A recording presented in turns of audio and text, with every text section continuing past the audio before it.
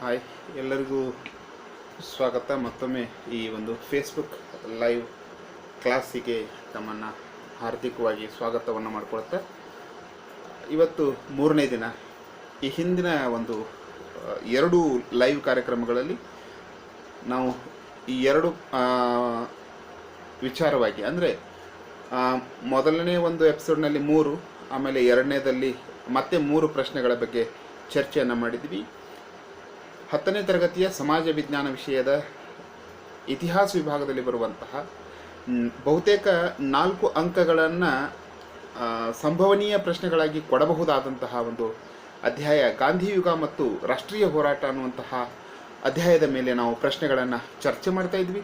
So ಇವತ್ತಿದು 3ನೇ ದಿನ ನಾನು ತಮ್ಮೊಂದಿಗೆ ಲೈವ್ನಲ್ಲಿದ್ದೀನಿ. 10ನೇ ತರಗತಿಯ ವಿದ್ಯಾರ್ಥಿಗಳಿಗೆ ಉಪಯುಕ್ತ ಆಗಲಿ ಅನ್ನುವಂತಹ ಒಂದು ಕಾರಣಕ್ಕಾಗಿ ಈ ಒಂದು ಲೈವ್ ಕಾರ್ಯಕ್ರಮವನ್ನು ನಾನು ದಿನಾಲೂ ಮಾಡ್ತಾ ಇದ್ದೇನೆ. ಆತ್ಮೀಯರೇ, 6 ಪ್ರಶ್ನೆಗಳಿಗೆ ಉತ್ತರಗಳನ್ನು ಈಗಾಗಲೇ ನಾವು ನೋಡಿದ್ದಾಗಿದೆ.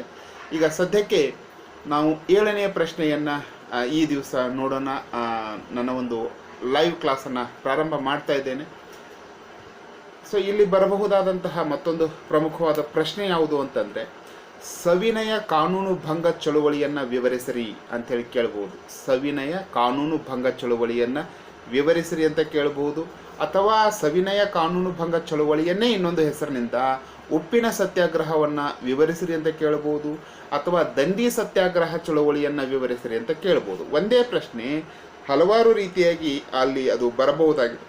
ಬಹುತೇಕ 4 ಅಂಕಕ್ಕೆ ಈ ಒಂದು ಪ್ರಶ್ನೆ ಬಂದಾಗ ಇಲ್ಲಿ ನಾನು ಹೇಳ್ತಾ ಇರುವಂತಹ ಸಂಗತಿಗಳನ್ನು ಅಲ್ಲಿ ಉತ್ತರವಾಗಿ ಬರೀಬಹುದು. ಅದರ ಜೊತೆಗೆ ಇನ್ನೂ ಪುಸ್ತಕದಲ್ಲಿ ನೀವು ಓದಿಕೊಂಡು ಇನ್ನೂ ಕೆಲವು ಸಂಗತಿಗಳನ್ನು ಅದರ ಜೊತೆಗೆ ಸೇರಿಸಿ ಬರೆಯಬಹುದಾಗಿದೆ. ಸೊ ಇಲ್ಲಿ ಸವಿನಯ ಕಾನೂನು ಭಂಗ ಚಳುವಳಿ ಅಥವಾ ಉಪ್ಪಿನ ಸತ್ಯಾಗ್ರಹ ಅಥವಾ ದಂಡಿ ಸತ್ಯಾಗ್ರಹ, ಈ 3 ಕಾನ್ಸೆಪ್ಟ್ಗಳು, ಪರಿಕಲ್ಪನೆಗಳು ಒಂದೇ ರೀತಿಯಾಗಿರುವುದನ್ನು ನಾವಿಲ್ಲಿ ಕಾಣ್ತೀವಿ. ಸೊ 1927ರಲ್ಲಿ ಬ್ರಿಟಿಷರು ಸೈಮನ್ ಕಮಿಷನ್ ಅನ್ನುವಂಥ ಒಂದು ಕಮಿಷನನ್ನು ಭಾರತಕ್ಕೆ ಕಳಿಸ್ತಾರೆ. ಯಾಕೆ ಕಳಿಸ್ತಾರೆ ಅಂದರೆ 1919ರ ಮಾಂಟೆಗೋ ಚೆಲ್ಮ್ಸ್ಫೋರ್ಡ್ ಸುಧಾರಣೆಗಳ ಮೂಲಕವಾಗಿ ಭಾರತದಲ್ಲಾದ ಬದಲಾವಣೆಗಳನ್ನು ಅಧ್ಯಯನ ಮಾಡುವುದಕ್ಕಾಗಿ ಸೈಮನ್ ಕಮಿಷನ್ ಅನ್ನುವಂಥ ಒಂದು ಕಮಿಷನನ್ನು ಭಾರತಕ್ಕೆ ಕಳಿಸ್ತಾರೆ. ಸೊ ಆ ಭಾರತಕ್ಕೆ ಬರುವಂತಹ ಸೈಮನ್ ಕಮಿಷನ್ಗೆ ಭಾರತದಲ್ಲಿ ಪ್ರಬಲವಾಗಿ ವಿರೋಧ ಆಗುತ್ತೆ. ಸೈಮನ್ ಗೋ ಬ್ಯಾಕ್ ಅನ್ನುವಂತಹ ಚಳುವಳಿಗಳು ರಾಷ್ಟ್ರದಾದ್ಯಂತ ಎಲ್ಲ ಕಡೆಗೂ ಕೂಡ ಕಂಡು ಬರ್ತವೆ. ಅಂತಹ ಒಂದು ಚಳುವಳಿಯ ಸಂದರ್ಭದಲ್ಲಿಯೇ ಲಾಲಾ ಲಜಪತ್ ರಾಯ್ ಅವರು ಪೊಲೀಸರ ಲಾಠಿ ಏಟಿನಿಂದ ಮರಣ ಹೊಂದಿದ್ದನ್ನು ನಾವು ಕಾಣ್ತೇವೆ. ನಂತರದಲ್ಲಿ ಭಾರತಕ್ಕೆ ಬಂದಂತಹ ಈ ಒಂದು ಸೈಮನ್ ಕಮಿಷನ್ಗೆ ವಿರುದ್ಧ ಇದ್ದದನ್ನು ಗಮನಿಸಿದಂತಹ ಬ್ರಿಟಿಷರು ಭಾರತೀಯರಿಗೆ ಒಂದು ಚಾಲೆಂಜನ್ನು ಮಾಡ್ತಾರೆ. ಎಲ್ಲ ಪ್ರಾಂತಗಳು ಒಪ್ಪುವ ಮತ್ತು ಎಲ್ಲ ಜನ ಸಮುದಾಯಗಳು ಒಪ್ಪುವ ಒಂದು ಸಂವಿಧಾನವನ್ನು ರಚನೆ ಮಾಡಿ ತೋರಿಸಿ ನೋಡೋಣ ನೀವು ಅನ್ನುವಂಥ ಒಂದು ಚಾಲೆಂಜನ್ನು ಮಾಡ್ತಾರೆ. ಆ ಚಾಲೆಂಜನ್ನು ಒಪ್ಪಿಕೊಂಡಂತಹ ಮೋತಿಲಾಲ್ ನೆಹರು ನೇತೃತ್ವದ ಒಂದು ಸಮಿತಿ ಭಾರತಕ್ಕೆ ಆ ಕಾಲಕ್ಕೆ ಒಂದು ಸಂವಿಧಾನದ ವರದಿಯನ್ನು ತಯಾರಿಸಿಕೊಡುತ್ತೆ. ಇದನ್ನು ಬಹುತೇಕವಾಗಿ ಗಾಂಧೀಜಿ ಸಮೇತ ಬಹುತೇಕ ಜನ ಎಲ್ಲರೂ ಕೂಡ ಒಪ್ಪಿಕೊಳ್ತಾರೆ. ತದನಂತರದಲ್ಲಿ 1929ರಲ್ಲಿ ಲಾಹೋರ್ನಲ್ಲಿ ನಡೆದಂತಹ ಭಾರತದ ರಾಷ್ಟ್ರೀಯ ಕಾಂಗ್ರೆಸ್ಸಿನ ಅಧಿವೇಶನದಲ್ಲಿ ಹಲವಾರು ನಿರ್ಧಾರಗಳನ್ನು ತೆಗೆದುಕೊಳ್ಳಲಾಗುತ್ತೆ. ಮುಂದೆ 1930 ಜನವರಿ 26ಕ್ಕೆ ಭಾರತವನ್ನು ಒಂದು ಸ್ವತಂತ್ರ ರಾಷ್ಟ್ರ ಅಂಥೇಳಿ ಘೋಷಣೆ ಮಾಡಲಾಗುತ್ತೆ. ಸೊ ಭಾರತವನ್ನು ಸ್ವತಂತ್ರ ರಾಷ್ಟ್ರ ಅಂತ ಘೋಷಣೆ ಮಾಡಲಾಗುತ್ತೆ. ತದನಂತರದಲ್ಲಿ 1930ರಲ್ಲಿನ ಘಟನೆಗಳು ಈ ಒಂದು ನಾವೇನು ಚಳವಳಿ ಹೇಳ್ತೀವಿ, ಸವಿನಯ ಕಾನೂನು ಭಂಗ ಚಳುವಳಿ ಅಥವಾ ಉಪ್ಪಿನ ಸತ್ಯಾಗ್ರಹ ಅಥವಾ ದಂಡಿ ಸತ್ಯಾಗ್ರಹ ಅಂತ ಹೇಳ್ತೀವಿ, ಈ ಒಂದು ಘಟನಾವಳಿಗಳು ಇಲ್ಲಿಂದ ಪ್ರಾರಂಭ ಆಗ್ತವೆ. ಹಾಗಾದರೆ ಏನೇನು ಘಟನೆಗಳು ಇಲ್ಲಿ ಪ್ರಾರಂಭ ಆಗ್ತವೆ ಅನ್ನೋದನ್ನು ನಾವು ನೋಡ್ತಾ ಹೋಗೋಣ. ಸೊ 1930ರ ಫೆಬ್ರವರಿಯಲ್ಲಿ ರಾಷ್ಟ್ರೀಯ ಕಾಂಗ್ರೆಸ್ಸು ಕಾನೂನು ಭಂಗ ಚಳುವಳಿಯನ್ನು ನಡೆಸುವುದಕ್ಕೆ ತೀರ್ಮಾನವನ್ನು ಮಾಡ್ತದೆ. ಸೊ ತೀರ್ಮಾನವನ್ನು ಮಾಡಿದ ನಂತರದಲ್ಲಿ ಭಾರತದ ಅಂದಿನ ವೈಸರಾಯಾಗಿದ್ದಂತಹ ಲಾರ್ಡ್ ಇರ್ವಿನ್ಗೆ ಗಾಂಧೀಜಿ 11 ಬೇಡಿಕೆಗಳ ಪತ್ರವನ್ನು ಕಳಿಸ್ತಾರೆ. 11 ಬೇಡಿಕೆಗಳ ಪತ್ರವನ್ನು ಗಾಂಧೀಜಿಯವರು ಕೊಡ್ತಾರೆ.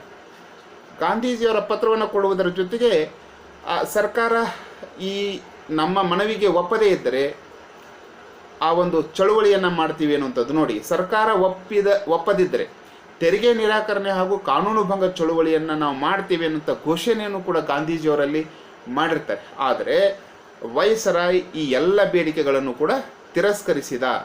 ಯಾವಾಗ ಈ ವೈಸರಾಯ್ ಗಾಂಧೀಜಿಯವರು ಇಟ್ಟಿದ್ದಂಥ 11 ಬೇಡಿಕೆಗಳನ್ನು ತಿರಸ್ಕರಿಸ್ತಾನೋ ಆವಾಗ ಗಾಂಧೀಜಿಯವರು ಒಂದು ಹೋರಾಟವನ್ನು ಆಯೋಜನೆ ಮಾಡ್ತಾರೆ. 1930 ಮಾರ್ಚ್ 12ನೇ ತಾರೀಕಿಗೆ ತಮ್ಮ ಅನುಯಾಯಿಗಳೊಂದಿಗೆ ಸಾಬರಮತಿ ಆಶ್ರಮದಿಂದ ತಮ್ಮ ಪ್ರಯಾಣವನ್ನು ಪ್ರಾರಂಭ ಮಾಡ್ತಾರೆ. ಸುಮಾರು 375 ಕಿಲೋಮೀಟರ್ಗಳ ಒಂದು ಪ್ರಯಾಣವನ್ನು ಮಾಡಿ ಇವರು ದಂಡಿ ಎನ್ನುವಂತಹ ಒಂದು ಪ್ರದೇಶವನ್ನು ತಲುಪ್ತಾರೆ. ಯಾವಾಗ ತಲುಪ್ತಾರೆ ಅಂದರೆ 1930 ಏಪ್ರಿಲ್ 6ನೇ ತಾರೀಕಿಗೆ ಈ ದಂಡಿ ಎನ್ನುವಂತಹ ಒಂದು ಸ್ಥಳವನ್ನು ತಲುಪ್ತಾರೆ. ಸೊ ಅದು ತಲುಪಿದ ನಂತರ ಅಲ್ಲಿ ದಂಡಿಯ ಪ್ರದೇಶದಲ್ಲಿ ಗಾಂಧೀಜಿಯವರು ಉಪ್ಪನ್ನು ತಯಾರಿಸಿ ಬ್ರಿಟಿಷರ ಕಾನೂನನ್ನು ಭಂಗಗೊಳಿಸಿದರು. ಉಪ್ಪನ್ನು ತಯಾರಿಸುವುದರ ಮೇಲೆಯೂ ಕೂಡ ಬ್ರಿಟಿಷರು ಕಾನೂನನ್ನು ಹಾಕಿದ್ರು. ಹಾಗಾಗಿ ಆ ಕಾನೂನನ್ನು ವಿರೋಧಿಸಿ ಉಪ್ಪಿನ ಸತ್ಯಾಗ್ರಹವನ್ನು ಗಾಂಧೀಜಿಯವರು ಮಾಡಿ ದಂಡಿ ಎನ್ನುವಂತಹ ಒಂದು ತೀರ ಭಾಗದಲ್ಲಿ ಉಪ್ಪನ್ನು ತಯಾರಿಸುವುದರ ಮೂಲಕ ಬ್ರಿಟಿಷರ ಕಾನೂನನ್ನು ಭಂಗಗೊಳಿಸಿದರು. ಸೊ ಈ ಚಳುವಳಿಯಲ್ಲಿ ನಡೀತದೆ. ಇದನ್ನೇ ನಾವು ಉಪ್ಪಿನ ಸತ್ಯಾಗ್ರಹ ಅಂತ ಕರಿತೀವಿ. ಆ ಉಪ್ಪನ್ನು ತಯಾರಿಸಿದಂತಹ ಸ್ಥಳ ದಂಡಿ ಎನ್ನುವಂಥ ಒಂದು ಪ್ರದೇಶ ಆಗಿದ್ದರಿಂದ ಇದನ್ನು ನಾವು ದಂಡಿ ಸತ್ಯಾಗ್ರಹ ಅಂತ ಕೂಡ ಕರಿತೀವಿ. ಸೊ ಈ ಒಂದು ಚಳುವಳಿಯಲ್ಲಿ ಚರಕ ಚಳುವಳಿಯು ಕೂಡ ಪ್ರಸಿದ್ಧವಾಗಿತ್ತು ಅನ್ನುವಂಥದ್ದನ್ನು ನಾವು ಗಮನಿಸ್ತೇವೆ. ಅಂದರೆ ಬಟ್ಟೆಯನ್ನು ನೇಯುವುದಕ್ಕೆ ಬೇಕಾದಂತಹ ನೂಲನ್ನು ತಯಾರಿಸುವಂತಹ ಕೆಲಸವನ್ನು ಗಾಂಧೀಜಿಯವರು ಇಲ್ಲಿ ಮಾಡ್ತಾರೆ. ಆ ಚಳುವಳಿಯು ಕೂಡ ಪ್ರಸಿದ್ಧವಾಗಿತ್ತು. ಸೊ ಸಾವಿರಾರು ಜನ ಈ ಒಂದು ಚಳುವಳಿಯಲ್ಲಿ ಭಾಗವಹಿಸಿದ್ರು. ನಂತರದಲ್ಲಿ ಗಾಂಧೀಜಿಯೊಂದಿಗೆ ಈ ಹೋರಾಟದಲ್ಲಿ ಭಾಗವಹಿಸಿದ್ದಂಥ ಅನೇಕ ರಾಷ್ಟ್ರೀಯ ಕಾಂಗ್ರೆಸ್ಸಿನ ನಾಯಕರನ್ನು ಬ್ರಿಟಿಷರು ಬಂಧಿಸ್ತಾರೆ. ನಂತರದಲ್ಲಿ ಅವರನ್ನು ಬಿಡುಗಡೆ ಮಾಡಲಾಗತ್ತೆ.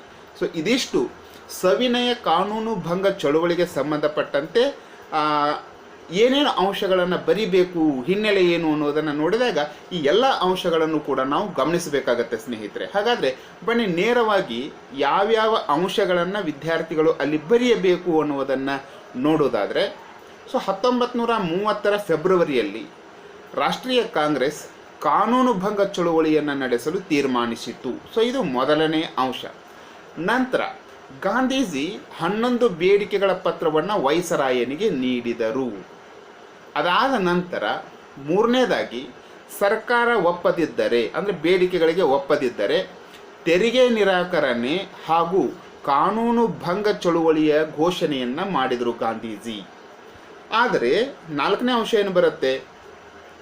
ವೈಸರಾಯನಿಂದ ಬೇಡಿಕೆಗಳ ತಿರಸ್ಕಾರ. ಗಾಂಧೀಜಿಯವರ ಬೇಡಿಕೆಗಳನ್ನು ವೈಸರಾಯ್ ತಿರಸ್ಕರಿಸಿದ ಅನ್ನುವಂಥದ್ದು ನಾಲ್ಕನೇ ಅಂಶ. ಅದಾದ ನಂತರದಲ್ಲಿ ಐದನೇ ಅಂಶ 1930 ಮಾರ್ಚ್ 12ರಂದು ಗಾಂಧೀಜಿ ತಮ್ಮ ಅನುಯಾಯಿಗಳೊಂದಿಗೆ ದಂಡಿ ಯಾತ್ರೆಯನ್ನು ಆರಂಭಿಸಿದರು ಅನ್ನುವಂಥದ್ದು ಇದು ಐದನೇ ಅಂಶ. ಆರನೇದಾಗಿ 1930 ಏಪ್ರಿಲ್ 6ರಂದು ಗಾಂಧೀಜಿ ದಂಡಿ ಅನ್ನುವಂಥ ಒಂದು ಸ್ಥಳವನ್ನು ತಲುಪ್ತಾರೆ. ದಂಡಿಯಲ್ಲಿ ಉಪ್ಪನ್ನು ತಯಾರಿಸಿ ಬ್ರಿಟಿಷರ ಕಾನೂನನ್ನು ಗಾಂಧೀಜಿ ಭಂಗಗೊಳಿಸಿದರು.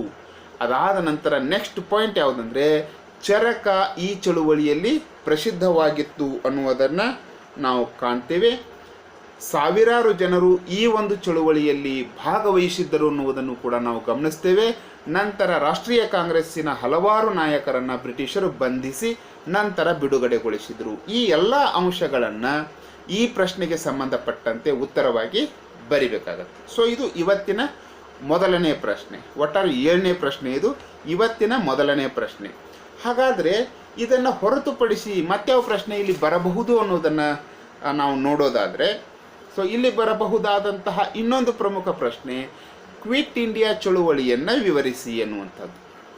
ಕ್ವಿಟ್ ಇಂಡಿಯಾ ಚಳುವಳಿಯನ್ನು ವಿವರಿಸಿ ಎನ್ನುವಂತಹ ಪ್ರಶ್ನೆಯು ಕೂಡ ಪ್ರಮುಖವಾದಂತಹ ಪ್ರಶ್ನೆ.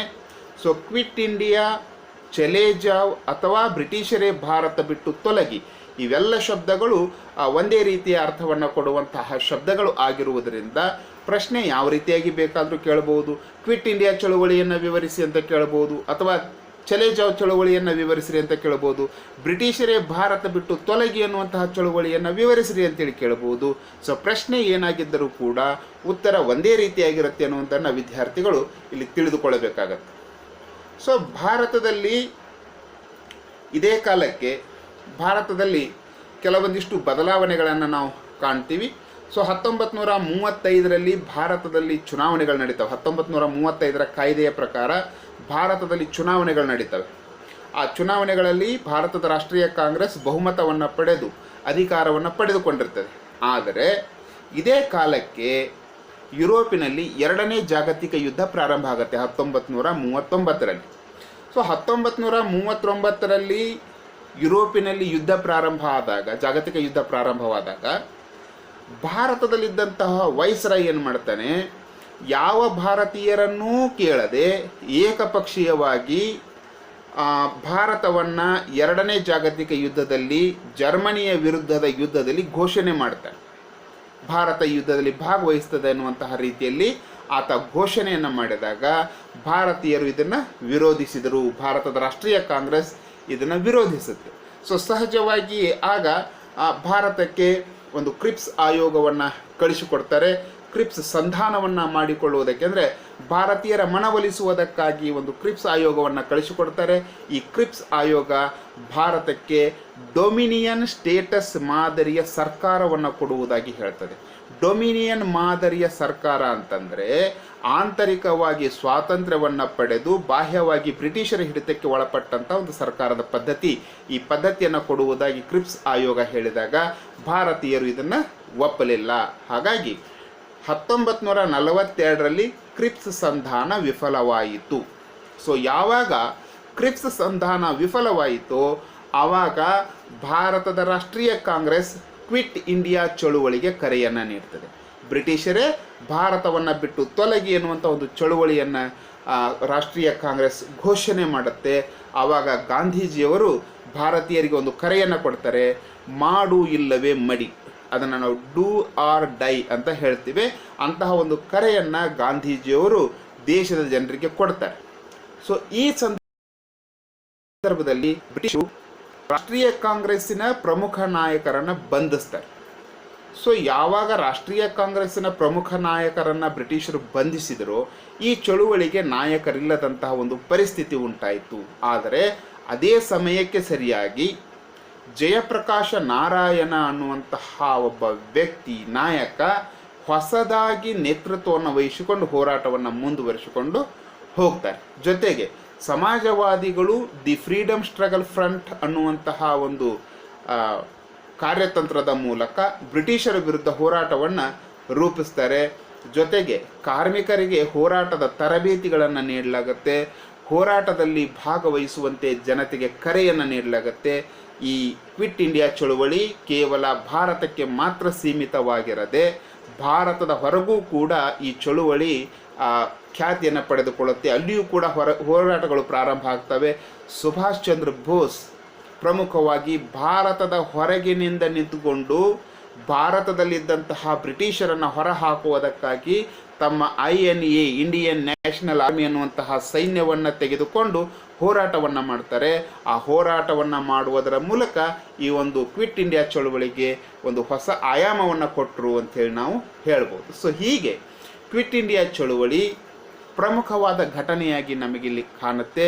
ಪ್ರಮುಖವಾಗಿ ಈ ಎಲ್ಲ ಘಟನಾವಳಿಗಳು ಇಲ್ಲಿ ನಡೀತವೆ. ಹಾಗಾದರೆ ವಿದ್ಯಾರ್ಥಿಗಳು ಯಾವ ಯಾವ ಅಂಶಗಳನ್ನು ಇಲ್ಲಿ ಬರೀಬಹುದು ಅನ್ನುವುದನ್ನು ನೋಡೋದಾದರೆ, ಸೊ ಮೊದಲನೇ ಅಂಶ 1942ರ ಕ್ರಿಪ್ಸ್ ಸಂಧಾನ ವಿಫಲವಾಯಿತು. ಇದು ಮೊದಲನೇ ಅಂಶ. ಎರಡನೇದು ಯಾವುದು ಹಾಗಾದರೆ ಅಂದರೆ ರಾಷ್ಟ್ರೀಯ ಕಾಂಗ್ರೆಸ್ ಕ್ವಿಟ್ ಇಂಡಿಯಾ ಚಳುವಳಿಗೆ ಕರೆಯನ್ನು ನೀಡಿತು. ಇದು ಎರಡನೇ ಅಂಶ. ಮೂರನೇದಾಗಿ ಗಾಂಧೀಜಿ ಭಾರತೀಯರಿಗೆ ಮಾಡು ಇಲ್ಲವೇ ಮಡಿ ಎಂಬ ಕರೆ ನೀಡಿದರು. ಇದು ಮೂರನೇ ಅಂಶ. ಇದಾದ ನಂತರ ನಾಲ್ಕನೇದು ರಾಷ್ಟ್ರೀಯ ಕಾಂಗ್ರೆಸ್ಸಿನ ಪ್ರಮುಖ ನಾಯಕರನ್ನು ಬಂಧಿಸಲಾಯಿತು. ಸೊ ರಾಷ್ಟ್ರೀಯ ಕಾಂಗ್ರೆಸ್ನ ಪ್ರಮುಖ ನಾಯಕರನ್ನು ಬಂಧಿಸಲಾಯಿತು ಅನ್ನುವಂಥದ್ದು ಮುಂದಿನ ಅಂಶ. ಅದಾದ ನಂತರ ಐದನೇದಾಗಿ ಜಯಪ್ರಕಾಶ ನಾರಾಯಣರ ನೇತೃತ್ವದಲ್ಲಿ ಈ ಒಂದು ಹೋರಾಟ ಮುಂದುವರಿಯಿತು. ಆರನೇ ಅಂಶ ಸಮಾಜವಾದಿಗಳು ದ ಫ್ರೀಡಮ್ ಸ್ಟ್ರಗಲ್ ಫ್ರಂಟ್ ಕಾರ್ಯತಂತ್ರವನ್ನು ರೂಪಿಸಿ ಅದನ್ನು ಜಾರಿಗೊಳಿಸುವ ಮೂಲಕ ಬ್ರಿಟಿಷರ ವಿರುದ್ಧ ಹೋರಾಟವನ್ನು ಸಂಘಟನೆ ಮಾಡ್ತಾರೆ. ಕಾರ್ಮಿಕರಿಗೆ ತರಬೇತಿಯನ್ನು ನೀಡುವುದರ ಮೂಲಕ ಅವರು ಹೋರಾಟದಲ್ಲಿ ಪಾಲ್ಗೊಳ್ಳುವಂತೆ ಮಾಡಲಾಯಿತು. ಹೋರಾಟದಲ್ಲಿ ಭಾಗವಹಿಸುವಂತೆ ಜನರಿಗೆ ಕರೆಯನ್ನು ನೀಡಲಾಯಿತು. ಈ ಒಂದು ಹೋರಾಟ ಕೇವಲ ಭಾರತದ ಒಳಗಡೆ ಮಾತ್ರ ನಡೆಯದೆ ಭಾರತದ ಗಡಿಯಾಚೆಗೂ ಕೂಡ ಈ ಹೋರಾಟಕ್ಕೆ ಬೆಂಬಲ ಸಿಗುತ್ತದೆ. ಸೊ ಆ ಬೆಂಬಲವನ್ನು ಹೊರಗಿನಿಂದ ನೀಡಿದವರು ಯಾರು ಅಂತಂದರೆ ಸುಭಾಷ್ ಚಂದ್ರ ಬೋಸ್ ಅವರ INA ಎನ್ನುವಂತಹ ಸೈನ್ಯ. ಸೊ ಈ ಎಲ್ಲ ಘಟನಾವಳಿಗಳನ್ನು ಕೂಡ ನಾವಿಲ್ಲಿ ಕ್ವಿಟ್ ಇಂಡಿಯಾ ಚಳುವಳಿಗೆ ಸಂಬಂಧಪಟ್ಟಂತೆ ಬರೆಯಬೇಕಾಗತ್ತೆ. ಸೊ ಇದು ಇಂದಿನ 2ನೇ ಪ್ರಶ್ನೆ, ಒಟ್ಟಾರೆ 8ನೇ ಪ್ರಶ್ನೆ. ಸೊ ಇಂದಿನ ಕೊನೆಯ ಪ್ರಶ್ನೆಯನ್ನು ನಾವು ನೋಡೋಣ. ಸೊ ಕೊನೆಯ ಪ್ರಶ್ನೆ ಇವತ್ತಿಗೆ ಯಾವುದು ಅಂತಂದರೆ, ಭಾರತದ ಸ್ವಾತಂತ್ರ್ಯ ಹೋರಾಟ ಕಾಲದ ರೈತ ಬಂಡಾಯ ವಿವರಿಸಿ ಅನ್ನುವಂತಹ ಪ್ರಶ್ನೆ. ಸೊ ಈ ಪ್ರಶ್ನೆಯನ್ನು ಕೆಲವು ಸರಿ ಏನು ಮಾಡ್ತಾರೆ ಅಂದರೆ ಉಳಿದ ಪ್ರಶ್ನೆಯ ಜೊತೆಗೆ ಸೇರಿಸಿ ಕೇಳ್ತಾರೆ. ಅಲ್ಲಿ ರೈತ, ಕಾರ್ಮಿಕ ಮತ್ತು ಬುಡಕಟ್ಟು ಬಂಡಾಯಗಳು ಅಂತ ಬರ್ತವೆ. 3 ಬಂಡಾಯಗಳು ಬರ್ತವೆ. ರೈತ ದಂಗೆ, ಕಾರ್ಮಿಕ ದಂಗೆ, ಬುಡಕಟ್ಟು ದಂಗೆ ಅಂಥೇಳಿ 3 ದಂಗೆಗಳು ಬರ್ತವೆ. ಕೆಲವು ಸರಿ ಏನು ಮಾಡ್ತಾರೆ, ಈ ರೈತ ಮತ್ತು ಬುಡಕಟ್ಟು ದಂಗೆ ವಿವರಿಸ್ರಿ ಅಂತ ಕೇಳ್ಬೋದು. ಅಂದರೆ 2 ಕ್ವಶನನ್ನು ಕ್ಲಬ್ ಮಾಡಿ ಕೇಳ್ತಾರೆ. ಅಥವಾ ಭಾರತ ಸ್ವಾತಂತ್ರ್ಯ ಹೋರಾಟ ಕಾಲದ ರೈತ ಕಾರ್ಮಿಕ ದಂಗೆಗಳನ್ನು ವಿವರಿಸ್ರಿ ಅಂತ ಕೇಳಿದಾಗ ಆ ಕೆಲವು ಪಾಯಿಂಟ್ಸನ್ನು ಇಲ್ಲಿಂದ ತೆಗೆದುಕೊಂಡು ಇನ್ನು ಕೆಲವು ಪಾಯಿಂಟ್ಸನ್ನು ಕಾರ್ಮಿಕ ದಂಗೆಯಲ್ಲಿಂದ ತಗೊಂಡು ಒಟ್ಟು ಒಂದು 8ರಿಂದ 10 ಅಂಶಗಳನ್ನು ಮಾಡಿ ಉತ್ತರವನ್ನು ಬರೆಯಬೇಕಾಗತ್ತೆ. ಸೊ ಹಾಗಿರುವಾಗ ಪ್ರತ್ಯೇಕವಾಗಿಯೂ ಕೂಡ ಪ್ರಶ್ನೆಯನ್ನು ಕೇಳಬಹುದು, ಅಥವಾ 2 ಪ್ರಶ್ನೆಗಳನ್ನು ಅಥವಾ 2 ಅಂಶಗಳನ್ನು ಕೂಡಿ ಕೂಡ ಪ್ರಶ್ನೆಯನ್ನು ಕೇಳಬಹುದಾಗಿರೋದ್ರಿಂದ ಯಾವ ರೀತಿಯ ಪ್ರಶ್ನೆ ಕೇಳಿದರೂ ಕೂಡ ಅದಕ್ಕೆ ಉತ್ತರವನ್ನು ಬರೆಯೋದಕ್ಕೆ ವಿದ್ಯಾರ್ಥಿಗಳು ಸಿದ್ಧರಾಗಿರಲಿ ಅನ್ನೋ ಉದ್ದೇಶಕ್ಕೆ ಪ್ರತ್ಯೇಕವಾಗಿ ರೈತ ಬಂಡಾಯ, ಕಾರ್ಮಿಕ ಬಂಡಾಯ ಮತ್ತು ಬುಡಕಟ್ಟು ಬಂಡಾಯಗಳನ್ನ ಪ್ರತ್ಯೇಕವಾಗಿ ನಾನಿಲ್ಲಿ ಉತ್ತರವಾಗಿ ತಮ್ಮ ಮುಂದೆ ಪ್ರಸ್ತುತಪಡಿಸ್ತಾ ಇದ್ದೇನೆ. ಸೊ ಅದರಲ್ಲಿ ಮೊದಲನೇದಾಗಿ ನಾವು ಇವತ್ತು ನೋಡ್ತಾ ಇರುವಂತಹ ಪ್ರಶ್ನೆ ಯಾವುದು ಅಂತಂದರೆ, ಭಾರತದ ಸ್ವಾತಂತ್ರ್ಯ ಹೋರಾಟ ಕಾಲದ ರೈತ ಬಂಡಾಯವನ್ನು ವಿವರಿಸಿರಿ ಎನ್ನುವಂಥದ್ದು. ಇದು ಒಂದು ಪ್ರಮುಖವಾದಂತಹ ಪ್ರಶ್ನೆ ಇಲ್ಲಿ. ಸೊ ಅದನ್ನು ನೋಡೋದಾದರೆ, ರೈತ ಸಂಘಟನೆಗಳಲ್ಲಿ ಕೆಲವು ರಾಷ್ಟ್ರೀಯ ಕಾಂಗ್ರೆಸ್ಸಿನ ಪ್ರಭಾವಕ್ಕೆ ಒಳಗಾಗಿದ್ದವು. ಆ ಕಾಲದ ರಾಷ್ಟ್ರೀಯ ಕಾಂಗ್ರೆಸ್ಸಿನ ಪ್ರಭಾವಕ್ಕೆ ಒಳಗಾದಂತಹ ರೈತ ಸಂಘಟನೆಗಳು ಇದ್ದುವು. ಅದರ ಜೊತೆಗೆ ಇನ್ನು ಕೆಲವು ಸಂಘಟನೆಗಳು ಮಾರ್ಕ್ಸ್ವಾದದಿಂದ ಪ್ರಭಾವಿತವಾಗಿದ್ದವು. ಸೊ 2 ರೀತಿಯ ಸಂಘಟನೆಗಳು ಬರ್ತವಲ್ಲಿ. ಕೆಲವು ರೈತ ಸಂಘಗಳು ಭಾರತದ ರಾಷ್ಟ್ರೀಯ ಕಾಂಗ್ರೆಸ್ಸಿನ ಒಂದು ಬೆಂಬಲದಲ್ಲಿದ್ದರೆ, ಇನ್ನು ಕೆಲವೊಂದಿಷ್ಟು ಮಾರ್ಕ್ಸ್ವಾದದಿಂದ ಪ್ರಭಾವಿತವಾದಂತಹ ರೈತ ಸಂಘಟನೆಗಳನ್ನು ನಾವಲ್ಲಿ ಕಾಣ್ತೀವಿ. ಅದರ ಜೊತೆಗೆ ರೈತರು ಮತ್ತು ರೈತರೇನು ಮಾಡ್ತಾರೆ, ಜಮೀನ್ದಾರರು ಮತ್ತು ಯುರೋಪಿಯನ್ನರ ವಿರುದ್ಧ ದಂಗೆ ಎದ್ದರು ಅನ್ನೋದನ್ನು ನಾವು ಕಾಣ್ತೀವಿ. ಜೊತೆಗೆ ಚಂಪಾರಣ್ಯ ಜಿಲ್ಲೆಯಲ್ಲಿ ನೀಲಿ ಬೆಳೆಯನ್ನು ವಿರೋಧಿಸಿ ರೈತರು ಹೋರಾಟವನ್ನು ಮಾಡ್ತಾರೆ. ನಾವಾಗಲೇ ಹಿಂದಿನ ಪ್ರಶ್ನೆಗಳಲ್ಲಿ ನೋಡಿದ್ದೀವಿ, ಚಂಪಾರಣ್ಯ ಭಾಗದಲ್ಲಿ ನೀಲಿ ಬೆಳೆಯನ್ನು ಬೆಳೆಯುವುದಕ್ಕೆ ರೈತರು ವಿರೋಧಿಸ್ತಾರೆ. ನೀಲಿ ಬೆಳೆ ಅಂದರೆ ಏನು ಅನ್ನೋದರ ಬಗ್ಗೆ ನಾವು ಆಗಲೇ ನೋಡಿದ್ದೀವಿ. ಇದನ್ನು ಬಟ್ಟೆಗೆ ಹಾಕಲು ಬಳಸುವ ನೀಲಿ ಬಣ್ಣ, ಇದನ್ನು ಇಂಡಿಗೋ ಅಂತ ಕರೀತಾರೆ. ಆಂಗ್ಲ ಭಾಷೆಯಲ್ಲಿ ಇಂಡಿಗೋ ಅಂತ ಕರೀತಾರೆ. ಸೊ ಈ ಇಂಡಿಗೋವನ್ನು ಬೆಳೆಯುವಂತೆ ರೈತರ ಮೇಲೆ ಒತ್ತಡವನ್ನು ಹಾಕಲಾಗ್ತಾ ಇತ್ತು. ಯಾಕಂದರೆ ಆ ಕಾಲದ ಯುರೋಪಿನ ಅಥವಾ ಇಂಗ್ಲೆಂಡಿನ ಕೈಗಾರಿಕೆಗಳಲ್ಲಿ ಕಚ್ಚಾ ವಸ್ತುವಾಗಿ ಇದು ಬಳಸಲ್ಪಡ್ತಾ ಇತ್ತು. ಹಾಗಾಗಿ ಒತ್ತಡವನ್ನು ಹಾಕಿದಾಗ ರೈತರು ಆ ಬೆಳೆಯನ್ನು ಬೆಳೆಯುವುದಕ್ಕೆ ವಿರೋಧಿಸಿ ಹೋರಾಟವನ್ನು ಮಾಡ್ತಾರೆ. ಚಂಪಾರಣದಲ್ಲಿ ಹೋರಾಟವನ್ನು ಮಾಡ್ತಾರೆ. ನಂತರ ಭೂಕಂದಾಯದ ವಿರುದ್ಧ ಹರತಾಳವನ್ನು ನಡೆಸ್ತಾರೆ ರೈತರು. ಸೊ ಭೂಕಂದಾಯದ ವಿರುದ್ಧವಾಗಿಯೂ ಕೂಡ ರೈತರು ಹರತಾಳವನ್ನು ನಡೆಸ್ತಾರೆ. ಗಾಂಧೀಜಿ ಬ್ರಿಟಿಷರ ಮನವೊಲಿಸಿ ತೆರಿಗೆಗಳನ್ನು, ಅಂದರೆ ರೈತರ ಮೇಲೆ ವಿಧಿಸಲಾಗಿದ್ದಂತಹ ತೆರಿಗೆಗಳನ್ನು ರದ್ದುಗೊಳಿಸುವಲ್ಲಿ ಯಶಸ್ವಿಯಾಗ್ತಾರೆ. ರಾಷ್ಟ್ರೀಯ ಕಾಂಗ್ರೆಸ್ಸಿನ ಪ್ರಭಾವದಿಂದಾಗಿ ತೇಬಾಗ ಮತ್ತು ಮಲಬಾರ್ನಲ್ಲಿ ರೈತರ ದಂಗೆಗಳು ಉಂಟಾಗ್ತವೆ. ರಾಷ್ಟ್ರೀಯ ಕಾಂಗ್ರೆಸ್ಸಿನ ಪ್ರಭಾವದಿಂದಾಗಿ ತೇಬಾಗ್ ಮತ್ತು ಮಲಬಾರ್ಗಳಲ್ಲಿ ರೈತ ದಂಗೆಗಳು ಉಂಟಾಗ್ತವೆ. ಜೊತೆಗೆ ಈ ರೈತ ದಂಗೆಗಳು ರಾಷ್ಟ್ರೀಯ ಹೋರಾಟದ ಒಳಗೆ ಸಮ್ಮಿಳಿತವಾಗಿದ್ದು ಕೂಡಿಕೊಂಡಿದ್ದು ಅನ್ನೋದನ್ನು ಕೂಡ ನಾವಿಲ್ಲಿ ಗಮನಿಸಬಹುದು. ಅಸಹಕಾರ ಚಳುವಳಿ, ಕರ ನಿರಾಕರಣೆ ಚಳುವಳಿ, ಕ್ವಿಟ್ ಇಂಡಿಯಾ ಚಳುವಳಿಗಳಲ್ಲಿ ಈ ರೈತ ದಂಗೆಗಳು ಬೆರೆತು ಹೋಗಿದ್ದವು ಅನ್ನುವುದನ್ನು ಕೂಡ ನಾವು ಗಮನಿಸಬೇಕಾಗತ್ತೆ. ಜೊತೆಗೆ ಹಲವು ಹೋರಾಟಗಳು ಎಡಪಂಥೀಯ ವಿಚಾರಧಾರೆಯ ಕಿಸಾನ್ ಸಭಾದಡಿ ಸಂಘಟಿತವಾಗಿದ್ದವು. ಅಂದರೆ ಪ್ರಗತಿಪರ ಚಿಂತನೆಯ ಒಂದು ಸಿದ್ಧಾಂತಗಳನ್ನು ನಂಬಿದವರಿಗೆ ಎಡಪಂಥೀಯರು ಅಂತ ಕರಿತೀವಿ. ಸೊ ಆ ಎಡಪಂಥೀಯ ವಿಚಾರಗಳಿಂದ ಪ್ರಭಾವಕ್ಕೆ ಒಳಗಾದಂತಹ ಕಿಸಾನ್ ಸಭಾದ ಅಡಿಯಲ್ಲಿ ರೈತರು ಸಂಘಟಿತರಾಗಿ ಬ್ರಿಟಿಷರ ವಿರುದ್ಧ ಹೋರಾಟವನ್ನು ಮಾಡಿದರು ಅನ್ನೋದನ್ನು ಕಾಣ್ತೀವಿ. ಜೊತೆಗೆ ತೆಲಂಗಾಣದ ಹೋರಾಟ ಜಮೀನ್ದಾರರು ಮತ್ತು ಅಲ್ಲಿನ ನಿಜಾಮನ ವಿರುದ್ಧವಾಗಿತ್ತು. ತೆಲಂಗಾಣ ಭಾಗದಲ್ಲಿ ರೈತರು ದಂಗೆ ಹೇಳ್ತಾರೆ. ಆ ದಂಗೆ ಯಾರ ವಿರುದ್ಧವಾಗಿತ್ತು ಅಂದರೆ ಜಮೀನ್ದಾರರು ಮತ್ತು ನಿಜಾಮನ ವಿರುದ್ಧವಾಗಿತ್ತು ಅನ್ನೋದನ್ನು ನಾವು ಗಮನಿಸ್ತೀವಿ. ಜೊತೆಗೆ ಬಂಗಾಳದಲ್ಲಿ ರೈತರು ಜಮೀನ್ದಾರರ ಶೋಷಣೆಯ ವಿರುದ್ಧ ದಂಗೆ ಎದ್ರು ಅನ್ನೋದನ್ನು ಕೂಡ ನಾವು ಗಮನಿಸ್ತೀವಿ. ಅದರ ಜೊತೆಗೆ ಮಹಾರಾಷ್ಟ್ರದಲ್ಲಿ ಆ ರೈತರಿಗೆ ಕೊಡಲಾಗುತ್ತಾ ಇದ್ದಂತಹ ಕಡಿಮೆ ಕೂಲಿಯ ವಿರುದ್ಧವಾಗಿ ರೈತರು ಹೋರಾಟವನ್ನು ನಡೆಸ್ತಾರೆ. ಸೊ ಹೀಗೆ ಹಲವಾರು ಹಂತಗಳಲ್ಲಿ ಹಲವಾರು ಕಾರಣಗಳಿಗಾಗಿ ರೈತರು ಬ್ರಿಟಿಷರ ವಿರುದ್ಧ ದಂಗೆಗಳನ್ನು ನಡೆಸ್ತಾರೆ.